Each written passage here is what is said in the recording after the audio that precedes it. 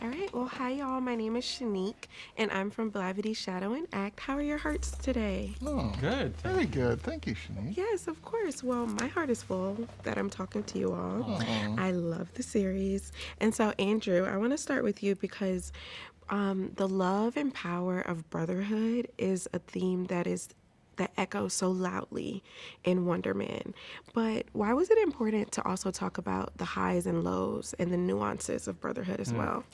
One of the things, so when this project came to me, it was conceived as a two-hander. Sir Ben Kingsley was already involved.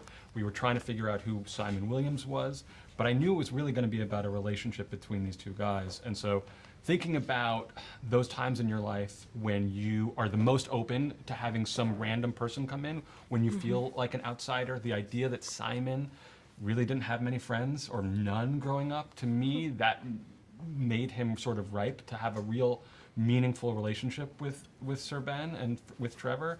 And that inspiration, one of the inspirations was Midnight Cowboy, which is why they go see that in the movie theater, which is really a story about a friendship more than anything. And again, those are two outsiders, just, who you can't help but root for because, they're struggling and they've got big dreams and are trying to make it. Yeah. And speaking of dreams, I felt so seen through Simon because it's like that internal chaos of like, oh, am I doing it right? Like, and having those insecurities. So, Destin, the show goes beyond the surface level with a brave stance on the inner turmoil that both Simon and Trevor face in pursuit of living out their dreams, if you will. What do you hope becomes of this dynamic duo in the future? Oh, in the future. I mean, I love the way that both of these characters, over the course of this show, learn to look outside themselves just a little bit, just enough. But they do through just their intersection with each other. They do bring out the best in each other and teach each other through crazy circumstances how to love, how to love something outside of themselves. So what's to come of them in the future? I mean, they're still going to be these two neurotic, bumbling people who will likely have another giant dream to chase, and will likely be colliding with things from their past that they haven't dealt with.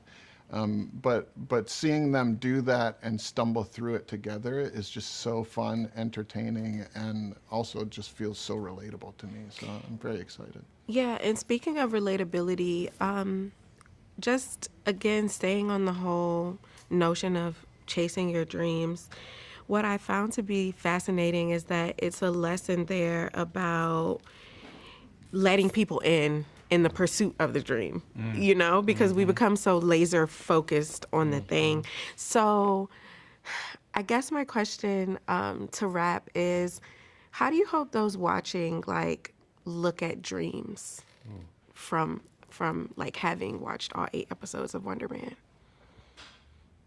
I mean, to me, Simon and Trevor are inspirations, and I hope the audience will be inspired to not give up on their dreams. And even Hollywood is a tough place. The business right now is in an even tougher situation. This city is in a tough place, and yet good things can still come up through the cracks. And in spite of all those odds, and I hope people will hold on to that. We need dreamers, and we need people have their dreams fulfilled.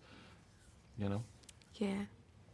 Well, thank y'all. Thank you. I feel like it painted the perfect picture for me as a dreamer. Oh, great.